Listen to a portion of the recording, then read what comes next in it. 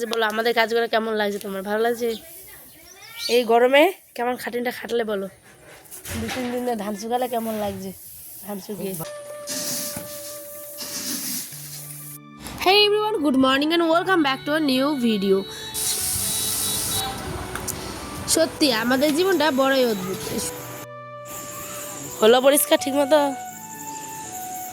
এটা ঝরুক কিছুক্ষণ জলটা।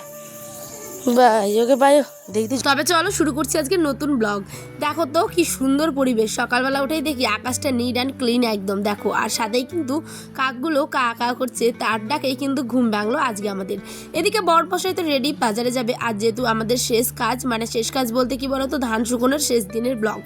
তো বেটি আসবে, বেটিকে তো আজকে খাওয়াতেই হবে। আর আয়নের বাবার এমন একটা বাজে অভ্যাস হয়েছে, কি ভালো অভ্যাস হয়েছে আমি জানি না, ওই চিকেন আমরা বাড়িতে ধরো 3 থেকে 4 মাস হয়ে গেল ঢুকাচ্ছি না। চিকেনে নাকি খেলে অনেকের অনেক প্রবলেম হচ্ছে, শুধুমাত্র সেই কারণে। আর এইদিকে আমি লক্ষ্য করিনি যে নাইটিটা দেখো কোন সময় ছিঁড়ে গেছে। এই নাইটিটা না খুবই পুরনো, কিন্তু পরে এত আরাম যে কি বলবো, অনেকটা কমফর্টেবল লাগে পরে, খুবই আরাম। আর এইদিকে ছিঁড়ে গেছে সেটা আমি লক্ষ্যই করিনি। তো যাই হোক, বাসি কাজটা সমস্ত কিছু হাতে সেরে নিলাম সকাল সকাল। আর বর তো গেলই বাজারে, ওকে বললাম যেটা তোমার ভালো হয় চিকেন নালে মাছ, যেটা ভালো লাগে সেটাই নিয়ে আসবে। এইদিকে চলে এসে কিন্তু আমাকে দিয়ে দিয়েছে মাছ, আর আমিও স্নান টান সেরে একদম হাতের কাজগুলো কমপ্লিট করে নিলাম। এখন যাবো ডিরেক্ট রান্নাতে। বলতে বলতেই ভাতটাও পুষিয়ে দিলাম। আর এখানে নিয়ে এসেছে রুই মাছ, 2খানা রুই নিয়ে এসেছিলো কেটে আর বেছে, ওখান থেকে শুধুমাত্র এখন ধুয়ে নিব। তো রুইয়ের করব ঝোল, আর সাথে করব পটল আলু ভাজা। ওইদিকে কিন্তু বর আর বেটি মিলে ধানগুলোকে মেলে দিচ্ছে। আসলে আমরা কি বলতো, গ্রামের বউমেয়েরা কিন্তু মাঠের কাজ বলো কিংবা বাড়ির কাজ এইভাবেই কিন্তু সামলাতে হয়। এখন দেখো বৃষ্টি নেই, অথচ বৃষ্টি যখন আসবে তখন দৌড়োদৌড়ি করে আবার সমস্ত কাজগুলো মানে ধানগুলোকে আবার ঢিপাতে হবে। আবার যখন বৃষ্টি চলে যাবে তখন আবার কিন্তু মেলে দিতে হবে। এইটাই হচ্ছে গ্রামের জীবন। যারা ফসল করে তাদের কিন্তু অত লাভ নেই, কিন্তু করতে তবু হয়। মাঠে যেহেতু জমি আছে তাই ফেলে তো রাখতে পারে না, চাষাবাদ কিন্তু করতেই হবে। আর এইখানে দেখো গল্প করতে করতে হলুদ লবণ মাখিয়ে নিলাম মাছে, আর ভালো করে কিন্তু মাছগুলোকে ভাজতে দিয়েছি। এদিকে বরকে বলছি তুমি একটুখানি দেখো এদিকে মাছটা, আমি গিয়ে চটপট করে ধানটা একটুখানি নেড়ে আসি। বর দেখেছো সুন্দর করে কিন্তু মাছটা একবারের ভেজে নিয়েছে, এটা দ্বিতীয়বারের মাছ। সাথে একটুখানি ডিমও ছিল দেখো, তো ওই ডিমটুকুও আমি কিন্তু ভালো মতো ভেজে নিলাম। আচ্ছা তোমরা এটা খেতে কে কে ভালোবাসা বলো তো? খুব টেস্টি হয় খেতে গো, খুবই টেস্টি। মানে মাথার যে কালফাটা থাকে সেখানে আর কি ফুলকোগুলোর কাছে যে থাকে, কুড়মুড় কুড়মুড় করে, আমার ভাজা খেতে কিন্তু ভীষণ ভালো লাগে। এখানে মাছের ডিমটাকেও ভেজে নিচ্ছি, আর মশলা করার পরে হলুদ লবণ দিয়ে দিলাম একসাথে। 9টা 15 বাজে এখানে আমার রান্না দেখো কমপ্লিট। মাছের ঝোল, এটা আয়নের জন্য, এটা আয়নের বাবার।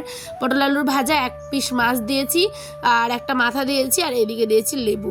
ছেলে কার্টুন দেখছে। ওই যে দেখো বেটি, বেটিকে এত করে বলছি বেটি মুড়ি খাও, খাবে না। বেটি তুমি ভাত খাও, খাবে না। বেটি কি খাবে জানো? সকালে লেবু চা খেয়েছিল, আর এখন খাচ্ছে হচ্ছে পান্তা। কি বলি বলো তো, বলে আগেকার যুগের মানুষ তো বলে যত পান্তা খাবি শরীর তত ঠান্ডা থাকবে, আর কাজের ভারী কাজ যখনই থাকবে তখনই ফুল পেট কিন্তু খাওয়া যাবে না, অর্ধেক খেতে হবে, নইলে কাজ করতে সে পারে না। এটাই হচ্ছে ব্যাপার। আমি বললাম ঠিক আছে, তোমার যেমন সুবিধে তুমি তেমনভাবেই করো, তোমার নিজের বাড়ি, তুমি যখন খেতে চাইবে তখন আমি তোমাকে খেতে দেবো। আর বেটিকে না আমি অত মানে করি না, উনি যতবার জল বলো বা শরবত, তোমরা দেখেছো এই গত ভিডিওতে শরবত নিয়ে এসছে বড় বোতল শরবত, আম কেটে দিই, শশা কেটে দিই, যেহেতু গরমটা মারাত্মক মারাত্মক গরম। আর সবসময় ডেকে ডেকে ফ্যানের কাছে বসাই। কাজ তো করতেই হবে, কাজের ফাঁকে কিন্তু অবসরও করতে হবে, তাই না? দেখো এখানে আমার আয়নসোনা ঘুমোচ্ছে, বেটিকে দিলাম খেতে। বেটির সাথে বেটির আবার পতিন এসেছে, তো ওকে বলি আমি আলাদা করে দিক, কিন্তু বেটি কোনো রকম দিবে না। দেখেছো ঘেমে পুরো স্নান হয়ে গেছে।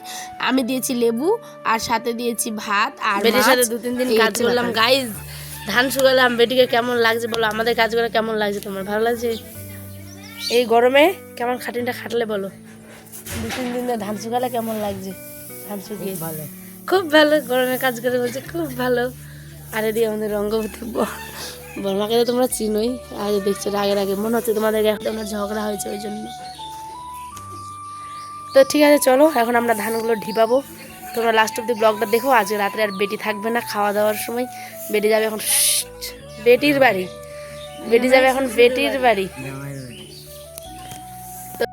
তো তোমাদেরকে বাই করে দেখো সবাই মিলে। আর ওই যে বর্মাকে বললাম না দেখুন রঙ্গবতী, দেখো বর্মা হচ্ছে আমার কাছে সত্যি বলছি শাশুড়ি বৌমার অনেক নিজের সম্পর্কগুলো খারাপ হয়ে যায় সময়ের সাথে সাথে, কিন্তু ধরো যারা পরে তারাও মাঝে মধ্যে কিন্তু আপন মনে হয়, দেখবে এটা কথা কিন্তু একদম বাস্তব। নিজেরগুলোও সময়ের সাথে সাথে ঠিক কোথায় যেন মিলিয়ে যায়।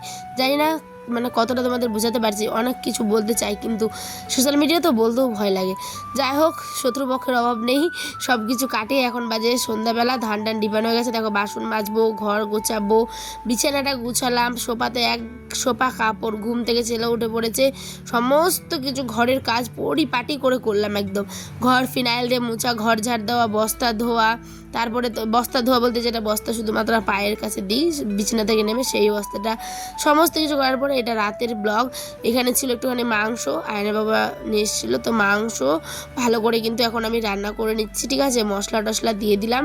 আর না রাত্রেবেলা আমার একটা প্রবলেম হয়ে গেছিলো গাইজ, যে পরে আমি আর কন্টিনিউ করতে পারিনি। এই যে দেখছো আয়না বাবার মানে গাড়িটা নিয়ে আসতে আসতে ভেজে গেছে। এত কিছু মানুষ অসভ্য, রাস্তা আসলে সরকারিভাবে রাস্তা করতে দেয় না, অথচ এত জল কাদা, ওই ভেবেছে আয়না বাবা যে রাস্তাটা শুকিয়ে গেছে, গাড়িটা ভর্তি কাদা, লাস্টে 2 বালতি 3 বালতি জল দিয়ে এই যে ধুলো গাড়িটাকে। খুবই জঘন্য রাস্তা, মানে এত গালাগালি দিতে ইচ্ছে করছিল যে কি বলবো। নিজেরা 1 বিত্তা 2 বিত্তা হাতের জন্য রাস্তাটাকে করতে দেয় না, এ হচ্ছে ব্যাপার। এদিকে কিন্তু আমি মাংস চড়িয়ে দিয়েছি, দেখো মাংসও হয়ে গেল। প্রায় শেষের ক্লিপসটুকু খাওয়া দাওয়া নিতে পারিনি, যেহেতু আমাদের খেতে খেতে প্রায় 10:30 বেজে গেছিলো। তারপরে আমি লাইভে চলে এসেছিলাম বলে লাস্টের ক্লিপসটুকু কিন্তু নেওয়া হয়নি। মাংস মানে আলু হবে না তা কখনো হয়, হোক ছোটো ভাই, বড় ভাই হচ্ছে আলু, হোক ছোটো ভাই বলতে কি মাংস হচ্ছে ছোটো ভাই। যাই হোক, চিকেন হোক বা আর যে কিছু, আমরা কিন্তু আলু দিয়েই খাই। তো এই মাংসটা তোমাদের কেমন লাগলো রান্নাটা অবশ্যই জানাবে। আজ আসি, দেখাবো নেক্সট ব্লগে। কেমন লাগলো ব্লগ কমেন্ট করে যেও, বাই।